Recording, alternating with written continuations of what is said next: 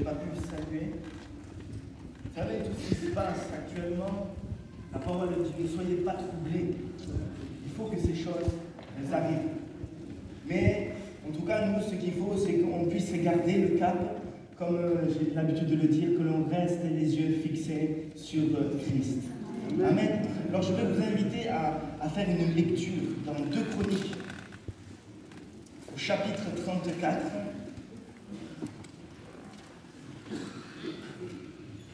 2 Chroniques, chapitre 34, à partir du verset 1.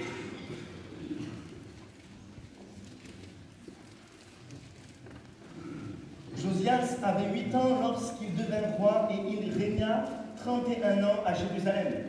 Il fit ce qui est droit aux yeux de l'Éternel. Il marcha dans les voies de David, son père. Il ne s'en détourna ni à droite ni à gauche. La 8e année de son règne, comme il était encore jeune, il commença à rechercher le Dieu de David, son père. Et la 2e année, il commença à purifier Juda et Jérusalem des hauts lieux, des idoles, des images taillées et des images en fonte. On passe directement au verset 14. Au moment où l'on sortit l'argent qui avait été apporté dans la maison de l'Éternel, le sacrificateur Hilkidja trouva le livre de la loi de l'Éternel, donné par Moïse. Alors Hilkidja prit la parole et dit à Shaphan, le secrétaire, j'ai trouvé le livre de la loi dans la maison de l'Éternel. Et Hilkidja donna le livre à Shaphan. Shaphan apporta le livre au roi et lui rendit aussi compte en disant, tes serviteurs ont fait ce que tu leur as commandé. Ils ont amassé l'argent qui se trouvait dans la maison de l'Éternel. Ils l'ont remis entre les mains des inspecteurs et des ouvriers. Shaphan, le secrétaire, dit encore au roi, le sacrificateur Hilkidja m'a donné un livre, et Shaphan le lut devant le roi. Lorsque le roi entendit les paroles de la loi, il déchira ses vêtements, et le roi donna cet ordre à Hilkidja, à Shikam, fils de Shaphan, et à Abon, fils de Miché, Shaphan, le secrétaire, et à Asaph, serviteur du roi. Allez consulter l'Éternel pour moi et pour ceux qui restent en Israël, en Juda, au sujet des paroles de ce livre,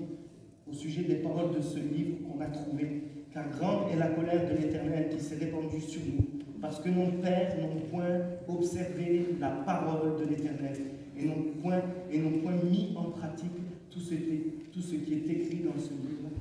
On va aussi directement au verset 33.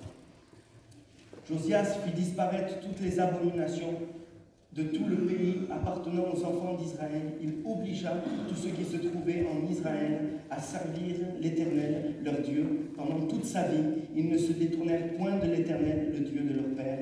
Et on peut dire Amen. Amen. Alors, juste avant de pouvoir voir le règne de Josias, vous avez compris qu'on va parler ce matin de Josias. Je voudrais préciser quelque chose. Vous savez, le mardi matin, avec l'équipe pastorale, quand on se retrouve pour prier.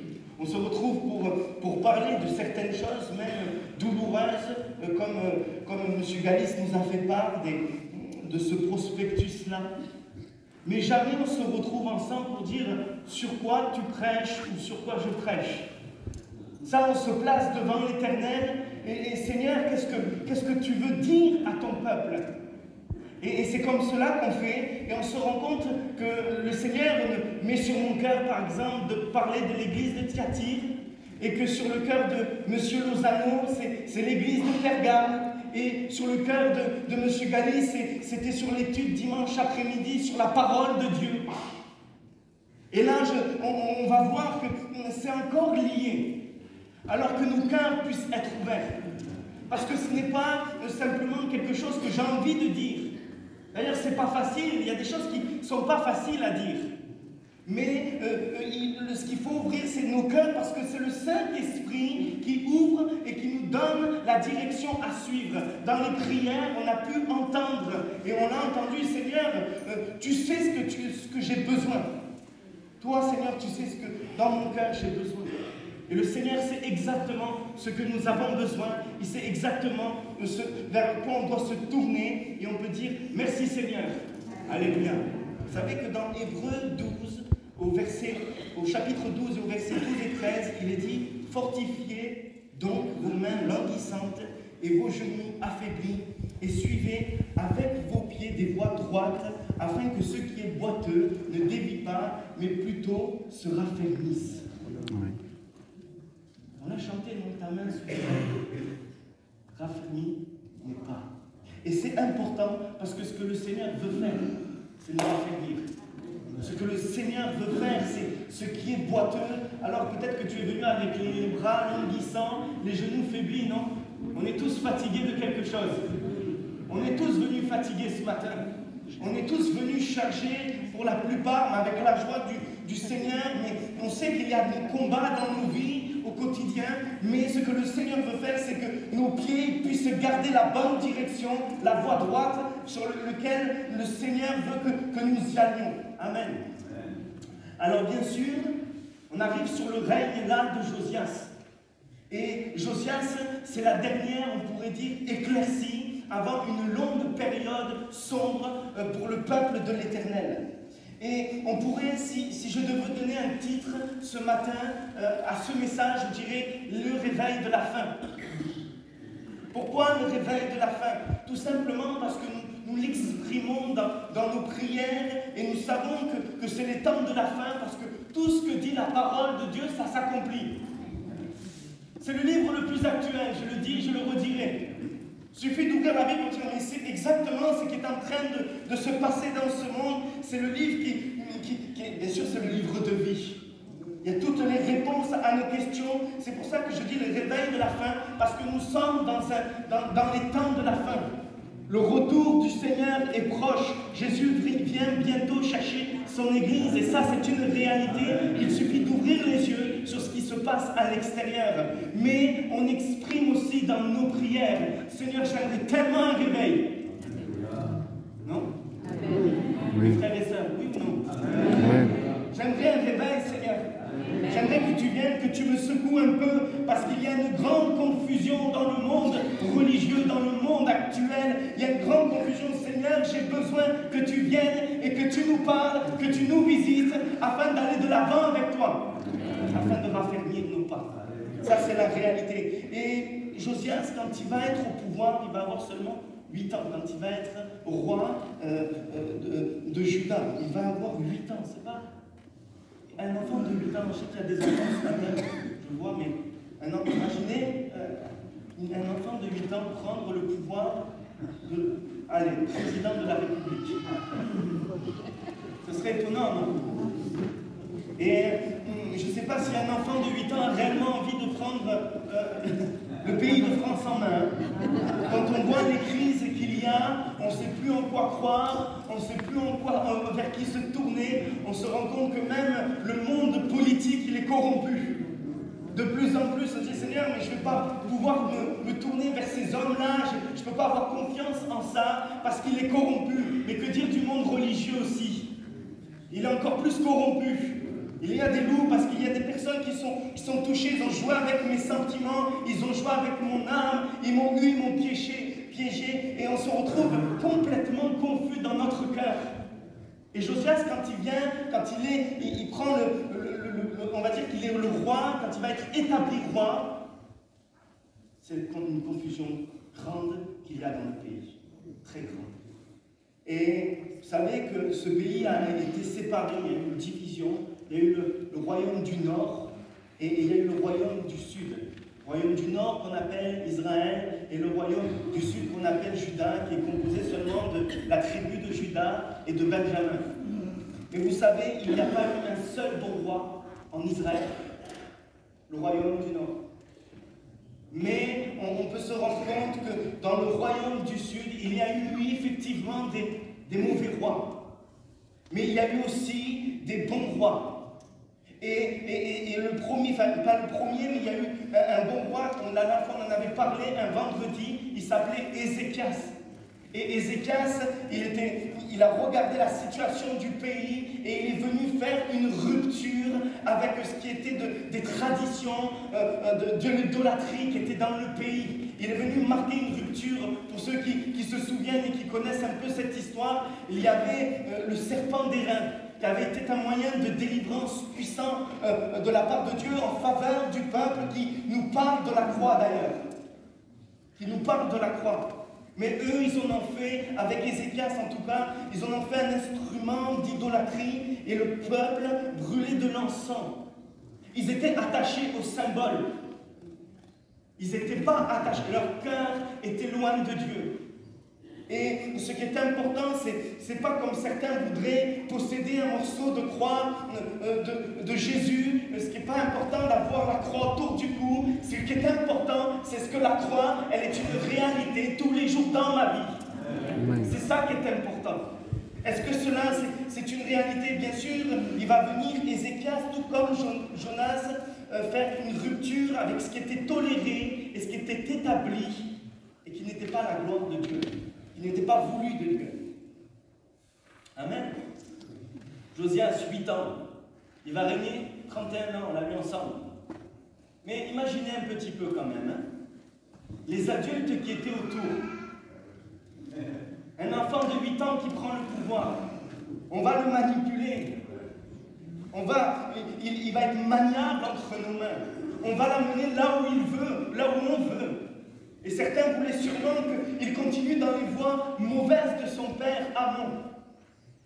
Et on pourrait se dire, oui, on va l'amener là, il va continuer, mais vous pouvez le braver ce matin. Josias, il a fait ce qui est droit aux yeux de l'Éternel. Il a marché dans les voies de David, son père. Il ne s'est tourné ni à droite, ni à gauche. Amen. Si le Seigneur Jésus était là, j'aimerais qu'il dise cela pour chacun d'entre nous. Ah, tu as marché dans mes voies, tu as marché de façon droite comme j'ai aimé, tu t'es détourné ni à droite ni à gauche. Alléluia. Ou vous préférez que le Seigneur vienne dire, Seigneur, Seigneur, je ne t'ai pas connu. Mais j'ai prophétisé en ton nom, je ne t'ai pas connu. Cette histoire de Josias, bien sûr, ça va nous parler de quelque chose, d'un retour à ce qui est essentiel et fondamental dans nos vies. C'est ce retour-là. Vous savez qu'il est dit, on l'a lu ensemble, qu'il a fait ce qui est droit comme son père David. Mais en réalité, son père, c'est pas David. En réalité, c'est son arrière jusqu'à 17 fois comme ça. Son grand-père. Mais pourtant, la Bible, elle nous dit, il n'y a pas beaucoup d'ailleurs de rois où il est question qu'il a marché comme David, son père. Il a marché, c'est son père spirituel. C'est son modèle, c'est l'exemple qu'il veut suivre.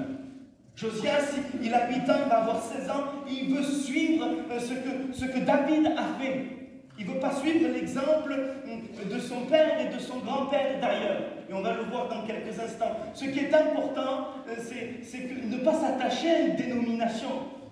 Ne pas s'attacher à un pasteur. Vous savez qu'on va partir? Pas encore. Il y en a qui disent, Seigneur qui reste avec nous. Mais on va partir. Ce qu'il faut, c'est être attaché à Christ. Ce qu'il faut, c'est du moment qu'il y a le fondement de la parole de Dieu, je veux être attaché à celui qui est réellement dans mon cœur, qu'on appelle admirable, conseiller, Père éternel, Dieu puissant, consolateur, prince de la paix. C'est vers ça qu'il faut que je m'attache absolument. Et Josias, il a 8 ans, il ne va pas suivre l'exemple de son grand-père Manassé, et qui est le fils d'Ézéchias. Il ne va pas suivre l'exemple de Manassé parce qu'on le sait que Manassé était un roi impie, la parole de Dieu le dit. Il s'est tourné vers les dieux babyloniens, il est allé jusqu'à même sacrifier un de ses fils par le feu. C'est terrible. Et ça, Dieu ne voulait pas. Consulter les nuages, les serpents, il a été prisonnier en Babylone. Et pour ceux qui pensent que la grâce n'est pas dans l'Ancien Testament, vous lisez l'histoire de Manassé. Parce que quand il va s'humilier, comme la Bible nous dit, le Seigneur va le pardonner, il va le rétablir. Et il va, dans sa vieillesse, bien sûr, mais il va revenir à Christ. Il va revenir à Dieu, plus précisément. Mais son père, Amon, lui, c'est pire. Dans le sens où il ne s'humiliera pas devant l'Éternel. Il ne veut pas plier le genou, il ne veut pas demander pardon, il refuse ces choses-là et il va s'enfoncer de plus en plus dans la désobéissance, il va aimer le péché. Il y en a qui aiment le péché. Il y en a qui aiment le péché. Mais nous sommes, et ça nous le savons, tous responsables de nos choix. Tous. Je rendrai compte à chacun selon ses œuvres. Je suis responsable de mes actes, de mes choix. Vous êtes tous responsables. Mais il y a quelque chose d'important. Parce que c'est vrai que dans le monde, les psychologues, certains aussi travailleurs sociaux pensent qu'il y a une hérédité. S'il a vécu des difficultés, s'il a vécu le meurtre, il va commettre un meurtre. S'il a vécu la violence, il va commettre la violence. Ce qui est peut-être vrai. Mais il n'y a pas d'hérédité sur le plan spirituel. Amen. Amen. Tu peux venir ce matin avec ta remorque complètement chargée de fardeaux, de soucis, de tracas. La vie est lourde. J'ai les bras qui sont languissants, les genoux qui sont fatigués. Si tu viens, tu t'approches de la croix de Christ. Il prend tout ça, il balaye. Il brise les liens, ça a été chanté. Il n'y a pas d'hérédité. Et je ne suis plus le modèle que j'ai pu connaître, mais celui que la parole de Dieu me laisse. Alléluia.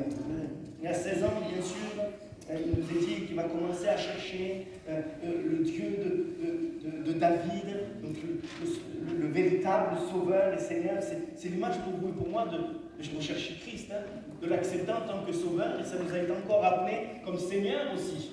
Ce qui signifie qu'il faut que j'obéisse à sa parole. Alléluia. Et à 20 ans, il va décider d'extirper de Jérusalem, de son pays, tout ce qui est une abomination de l'Éternel.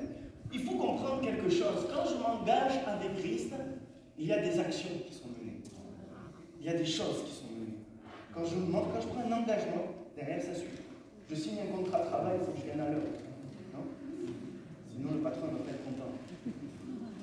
C'est comme ça, il y a un engagement. Et il s'engage et il voit toutes ces choses qui sont une abomination aux yeux de l'Éternel. Il va pouvoir débarrasser toutes ces choses-là. Alors, on peut prendre l'exemple des églises de l'Apocalypse. Vous savez, ça a été rappelé que, bien sûr, il y a un contexte local, ça nous a été dit par notre frère, M. Lozano, qui nous a rappelé ça, mais il y a aussi une portée prophétique. Et la question, c'est, qu'est-ce que la doctrine de Nicolaïte fait dans l'Église? Comment ça se fait que Jézabel enseigne dans l'Église? Comment ça se fait que dans l'Église de la Odyssée, Jésus soit à la porte, et pas au centre, pas au milieu, pas en train d'annoncer la parole, en quelque sorte? Comment ça se fait qu'il y a Balaam? Il y a des choses qu'il faut qu'on s'extirpe. Et alors qu'il a 20 ans, il commence à vouloir débarrasser le pays de toutes ces souillures-là. Mais en même temps, à 26 ans, quand il va arriver à l'âge de 26 ans, il va être attiré vers la maison de l'Éternel. Il va être attiré par la ruine qui est visible. Il va se dire, mais qu'est-ce que je peux faire? Et il va tout mettre en œuvre, Josias. Ce n'est pas son rôle premier. Hein. Il est le roi. Mais il veut, en tout cas, il voulait qu'on puisse de nouveau remplir toutes les fonctions culturelles pour lesquelles Salomon, en tout cas, avait construit le temple. Et il était attiré vers cette ruine. Est-ce que mes frères et mes sœurs, vous êtes attirés par la ruine de la chrétienté actuelle? Parce qu'il faut regarder en face. Il faut regarder cette ruine qui est grande, et je parle de la ruine de la chrétienté. Vous savez, on n'est pas là pour apporter du chaume, du foin, du bois, comme c'était le cas pour Josias. Nous sommes des pierres vivantes, non? Taillées par le Saint-Esprit, façonnées dans les mains du Maître. Ça, c'est la réalité. Et quand je parle il faut attirer les regards vers la chrétienté, c'est toutes ces pierres vivantes qui sont abîmés, cassés, déçus, découragés, accablés. Je ne parle pas de l'église d'Avignon, ici même, mais en termes plus généraux. Vous savez, moi je ne connais qu'un évangile, celui qui a la parole de Dieu. Alors quand j'entends parler d'évangile de prospérité, plus, tu seras béni plus. Selon le rang où tu te mets, ceux qui disent ça sont des voleurs, des menteurs. Je ne juge pas, hein, c'est la réalité. Ce sont des voleurs, c'est pas ce que dit la parole de Dieu. Je ne me retrouve pas, excusez-moi, dans cet évangile où on prend l'homme au centre, où l'homme est quelqu'un qui a des capacités surnaturelles venant de Dieu, où le potentiel il est mis en avant. Je ne me retrouve pas dans cet évangile-là. Là où on dit que l'homme est un héros, je ne suis pas un héros. Le bien que je ne veux pas faire, je le fais, Seigneur. Et le bien que je veux faire, je ne veux pas le faire. Je veux faire des progrès avec toi, Seigneur. Qui va me délivrer de ce corps de mort? Christ. Amen. Alléluia. Je ne me reconnais pas dans ça, Seigneur. Je ne me reconnais pas dans ces choses qui sont dites vers des frères et des sœurs vers lesquels se tournent. Je ne comprends pas, Seigneur. Il y a cette ruine qui est visible. On parle aussi de compromis. On parle d'un évangile de l'hypergrâce. Tout est accepté. Seigneur, je veux regarder à cette ruine et me poser. Je veux commencer, Seigneur, à souffler et te dire, je ne veux pas me laisser tromper, je ne veux pas me laisser duper. Et je vais faire comme Josias. Je vais commencer bien sûr, à prier pour nous, à essayer de protéger nos frères. On avertit, hein, c'est ce qu'on dit, on avertit simplement. Mais alors que Josias, il va commencer la reconstruction, enfin pas la reconstruction, mais qui va réparer les brèches qui sont faites dans le temple avec d'autres personnes qui lui étaient fidèles, vous savez ce qu'ils vont retrouver? Le livre. Un livre. Et pas n'importe quel livre, c'est le livre de la loi. Le Pentateuque. 5 premiers livres de la parole de Dieu. On a encore avec nous. Vous savez, Ésaïe 40, verset 8 le dit, l'herbe sèche, la fleur tombe, mais la parole de notre Dieu subsiste. On sait que Dieu veille sur sa parole. Et alors que le livre, il avait été mis en oubli depuis plusieurs années, peut-être 60 ans, où les préceptes, ils ont été mis en oubli, la parole de Dieu n'était plus la référence. Sur quoi il s'appuyait alors? Mais en tout cas, ce livre qui était là, il est remis d'un seul coup en lumière. C'est comme si, aujourd'hui, on n'apportait plus l'enseignement des Écritures au sein de l'Église. Je vous parle de quelque chose, mais qui n'est pas dans les Écritures. D'expériences que j'ai pu faire ou autre. Vous allez me dire, mais pourquoi tu n'as pas ouvert la parole de Dieu, hein? Faites ça, mes frères et sœurs. Un jour, je fais pas la parole de Dieu. C'est important. Parce que, mais en tout cas, ce que l'on doit regarder, c'est que le fait qu'ils vont découvrir ce livre, qu'ils vont redécouvrir ce livre, qu'ils vont le trouver, ça va apporter un réveil d'une grande manière. Et là, normalement, tout le monde dit Amen. Amen. Parce que la parole de Dieu, elle est remise en lumière. C'est la réalité, c'est le caractère spécial du réveil de Josias. Ils ont retrouvé la parole, ils vont la lire, ils vont s'y conformer. Alléluia, gloire soit rendue au Seigneur, parce que nous savons que la parole de Dieu, elle a été sortie plusieurs fois de l'ombre. Avec Martin Luther aussi, même s'il n'a pas tout fait de bon.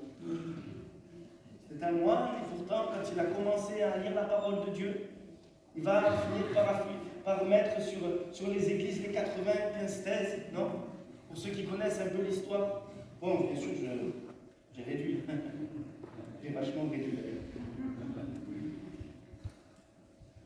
Il en est de même aujourd'hui pour nous.